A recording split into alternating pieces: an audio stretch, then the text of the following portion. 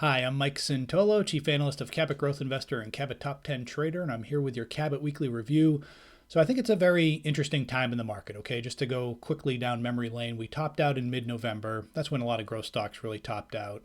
And we kind of had a mini meltdown into early December, but we still had the cyclicals, defensive stocks, and some blue chips hold up through the end of the year. And then obviously when the calendar flipped, we really sold off into late January.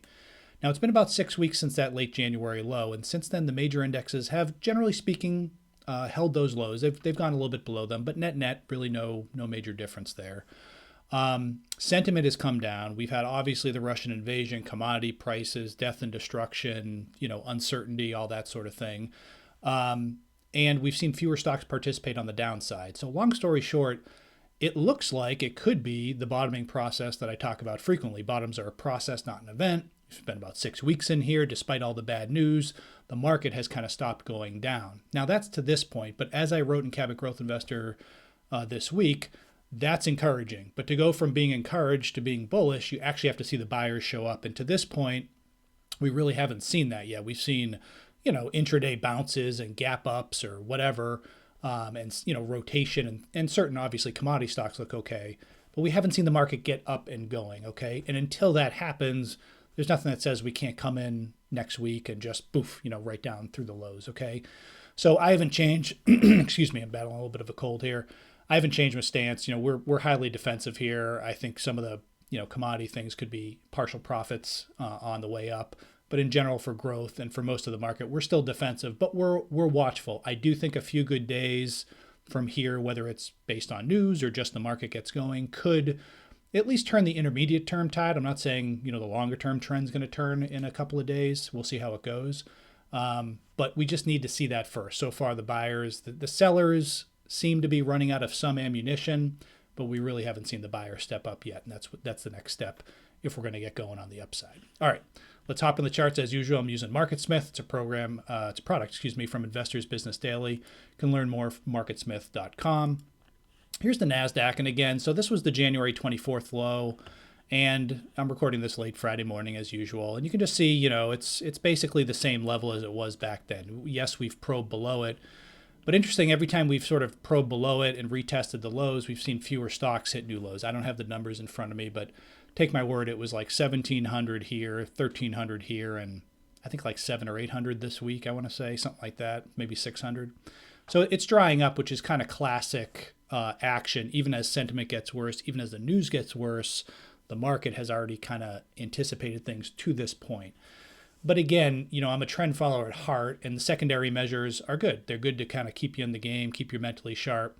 But you still need to see the market do this if you're going to make money, and we haven't seen that yet. We've seen bounces for 2, 3, 4 days, but then as soon as we run into some resistance, it kind of fails. At this point, really what we need to see here is the Nasdaq get above this green line. All these indexes get above the green line, which is a 25-day moving average, and for that to turn up. That's really the first step. I wouldn't say it's something that's going to happen, later today or on Monday. But if we put together a good week and a half, in general, not every day, I think the market could, flash an intermediate term green light. Easy for me to say, okay? Most of the indexes at this point are in the same, although I will point out one that's resisting. This is the S&P 500.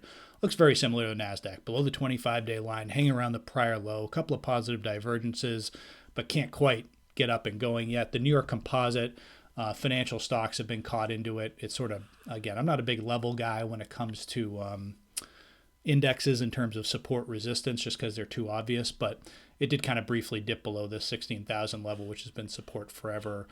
More important to me, just still in this downtrend. And then as we look at sort of the mid caps, pretty similar, although a little bit of relative strength. So you can see since January, the mid caps have been holding up, and this blue line, I think I talked about this last week, is the relative strength to the S&P 500. So mid caps outperforming, and same thing with small caps, which is interesting. The small caps are actually not that. Again, I never anticipate these signals because sometimes when it just looks ready to go, that's when the selling reaccelerates.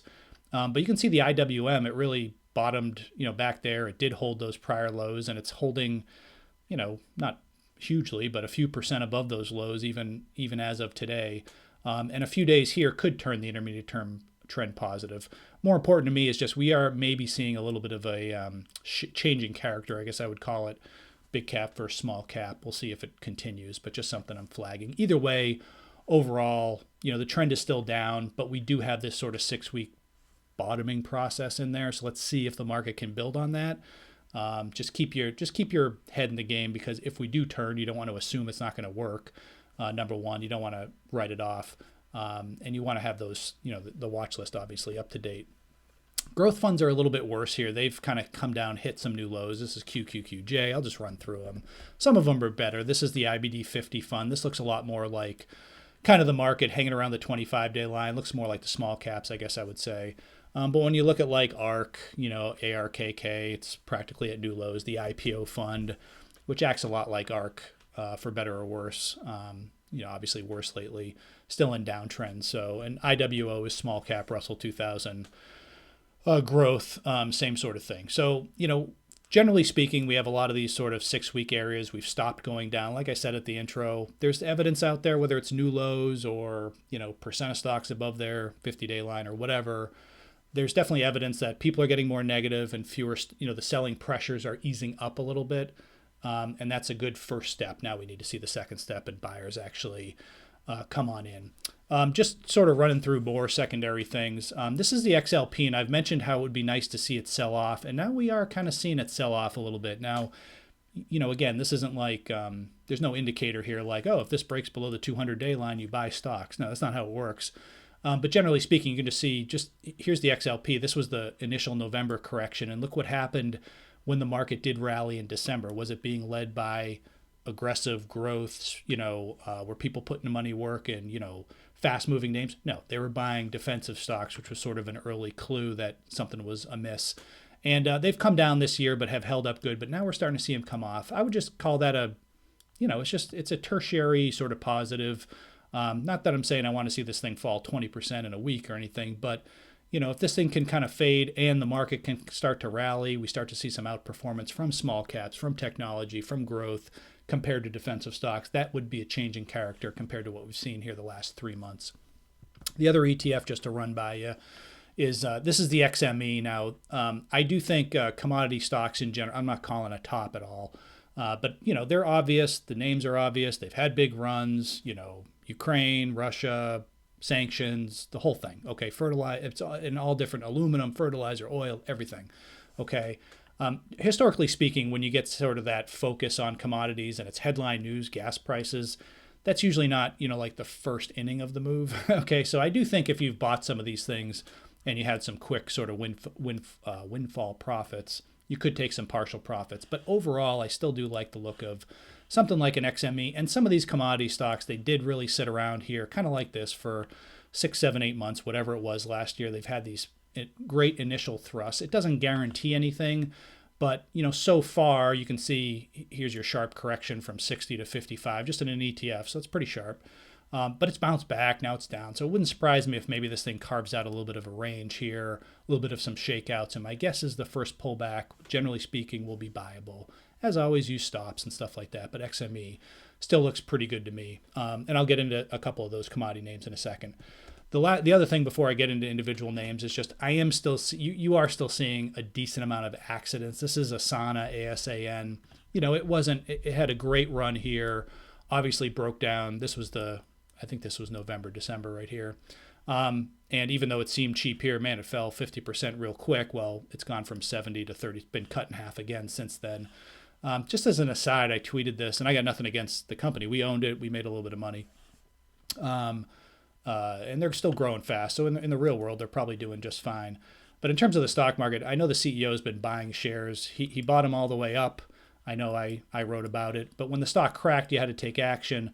And he's been buying all the way down. Insider buying is a good thing. You'd rather have it than not, but it's not like a primary indicator, okay? What really counts is what the institutions think of the stock, not just the CEO. Now, maybe this is the bottom and Asana's back at $100, end of the year or something. I have no idea, but I just want to point this out. We're still seeing an accident here. This was a gap down on earnings, despite all the insider buying. And just today, this morning, is Docusign. Again, I'll write about this again, but you just see sometimes after these big runs, you get these sort of what ended up being a big long top, and then you get this massive gap down and the stock is quote unquote oversold. And sure enough, the stock's gone a lot lower since then. Okay. And now it's gapping down on earnings today. And even on the mega cap side, like this is Facebook. I'm not offering any predictions. These could be oversold here and bounce. I have no idea. I don't really follow them that closely except, when headlines hit. But, Facebook gaps down, looks cheap at 230, and here we are at 190. So just, trend following does work over time. Yes, you'll get whipsawed, but just beware of those. We're still seeing some accidents out there. In terms of the commodities, just real quick. So this is not an exhaustive list, but again, you're seeing some. Actually, this is MRO, Marathon Oil. It's a decent sized one, $17 billion market cap. It's obviously had a huge run here in the last year or two, from the pandemic lows. But, you're starting to see a little bit. This is what I mean. You're starting to see, here's volume pickup. This is the heaviest weekly volume in, I don't know, 10 months or something like that. And you're starting to see a little bit of reversal. I'm recording this, like I said, late Friday morning, so who knows where it closes. So you're seeing some selling pressure. I think how these things pull back or don't is going to tell you a lot. So far, to me, it's normal. I think it could go lower. Like the XME, you could get some chop for a little bit. Oil prices come down $10 a day or something like that for a couple of days. All of a sudden, these things, catch some selling.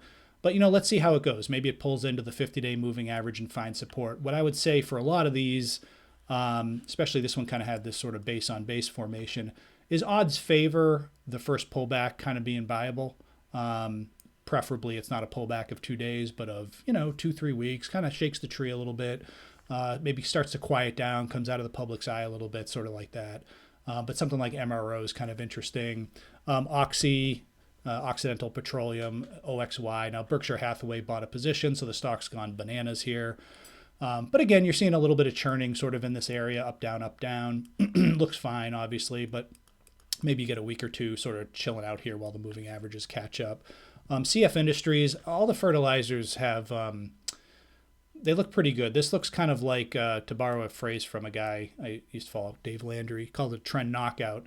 You kind of get this accelerating action, and then you get this, whopping, decline for a couple of days. And then the stock kind of bottoms and just sort of hangs in there and eventually resumes the uptrend. So CF and the other fertilizers so far look good. I would prefer to be aiming for either pullbacks or consolidations. Starbulk, this is a dry bulk shipper. Again, a little bit of churning in here, but it just came out of this whatever month range. I've written about, talked about this and written about it. Very, very choppy in here. I think they just paid a big dividend, so maybe some of that is in there, like a $2 dividend. But again, let's see if it can kind of quiet down, tighten up as sort of the moving averages catch up. And then maybe something like Alcoa, you're seeing the pressure in here. So my point with some of these commodity names, some of them have had really extended runs. They could be okay, but they're probably a little bit less high odds, lower odds, I guess I would say. But some of these, they just kind of, I don't want to say just got going, but kind of accelerated higher. You're getting sort of these knockout moves. Let's see how it goes. If we get a few more days, a week or two of consolidation, I still think there can be opportunities in commodity names. Not that they're going to run for another 9 months, but when these things do get going, sometimes they can run for more than just 4 or 5 weeks. So we'll see how it goes. Okay. In terms of growth, as my partner in crime Jacob Bint said this week, if you're looking at growth, it's for the most part right now it's still kind of dumpster diving. Very few things are above there. When you look at, just to back up here, when you look at, this is QQQJ, which is junior QQQs. A lot of the stocks that we look at or have recommended in top 10 are in there. And it's just way below its 200-day line, below its 50-day. A lot of stocks sort of still look like this. Even the best ones are, up here somewhere. They're not up here. So you're still kind of dumpster diving. But again, you're kind of looking for some higher lows. So this is ServiceNow. It's kind of, I don't want to say too big for me. I'm not saying I could never go there, but it's obviously well known at this point. And I would just note it, it did top out here. It did crack in January. But you have kind of this 480, 500, 500, again, trying to hold these lows since the January wipeout here.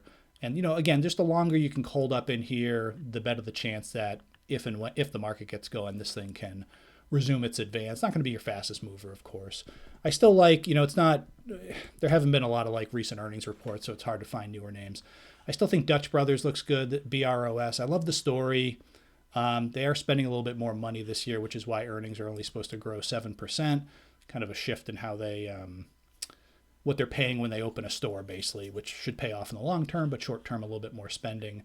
But again, it's all over the place, from 60 down to 43, back up to 54. Today it's down to 49, so you like to see it calm down a little bit, but BROS is certainly one I like. Sweet green, interesting. It's a little thin for me, and it's super wild. This thing moves, just these moves from 34 down to 22. That's like almost 50%, right? Or no, 33% in just a couple of weeks. But you are starting to see some volume clues emerge here. And again, some of these things might have drawn lines in the sand. So Sweet Green SG is one, another cookie cutter story. That and Bros I'm watching them. Ideally, they kind of thicken up a little bit. More institutions get involved. You only got 169 funds here for Sweet Green, but good story. IPO, needs some seasoning, but definitely something I'm watching. I mentioned, again, kind of like in the service now, this is CrowdStrike. Great story, cybersecurity. I've always thought it kind of has the potential to be an emerging blue chip. And again, obviously it broke out here at 100 and went up to 300, pandemic run. So that's pretty good. Now it pulled back sharply, but now again, you got kind of some support here. This is the weekly chart, support here. And then this week is going to be its heaviest volume week since late 2020. And that looks like some sort of, maybe that was earnings. I guess that was earnings. So yeah, I don't know, year and a half, call it, something like that. So that's pretty maybe meaningful. The daily chart, again, you're still buried. You're still below the 200-day line, but you're kind of maybe trying to form a bottom here. Maybe the stock can round out a little bit if the market gets going. The numbers are outstanding here. Just huge sales and earnings growth, margins, the whole thing. I know were some worries about endpoint security and whether that's going to slow down, but so far it looks great. Arista Networks, I haven't mentioned on the video for a while. But it does, it's kind of hung in there as well as you could hope for. Okay, this is ANAT. Its coming out party was here in November. Maybe that was sort of the top or just about the top. We'll find out. But so far it's come in here to the 40-week line a couple of times. It's hung in there. It's 17% off the high, which is, heroic in this environment for growth.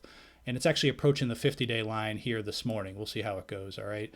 But good growth this year, yada, yada, yada. The longer it can hold up, same thing, the better the chance it can get going. So let's see if some of these things that have etched higher lows, whether they're kind of down here below the 200-day line like CrowdStrike or ServiceNow, or some things that are in a little bit better position like Arista, can they kind of punch through some resistance like the 50-day line, or do they hit resistance and then, right back on their knees, okay? Sort of in the other category here like ServiceNow, this is also a software stock. So this is Zoom Info. Great story, great growth. We'll see how it goes. It's not in position now, went from 80 down to 40, so almost a 50% decline, not quite. But you're at 43 here, 46, 47, or whatever it was this week, trying to hold on. Again, it's kind of battling. See how every time it hits the 50-day line, it's kind of finding resistance. We don't own it, we don't have a position, but can it sort of show a change in character here and punch through there? Not saying if it does, it's going to $80 necessarily, but you're just looking for some breadcrumbs here that show you like, hey, the sellers are sold out and the buyers are getting a little bit more aggressive. And then last but not least, I think I mentioned this, Palo Alto Networks is really one of the only stocks that looks legitimately, Arista looks pretty close. Palo Alto looks legitimately like fine. You would never know the markets, or at least growth stocks have been, crashed and disintegrated and stuff like that. So nice consolidation. I still, right now, a month from now, maybe not, but right now I put a lot of weight on this nice 4-day volume cluster, as I call it, before, and I think it was just after earnings.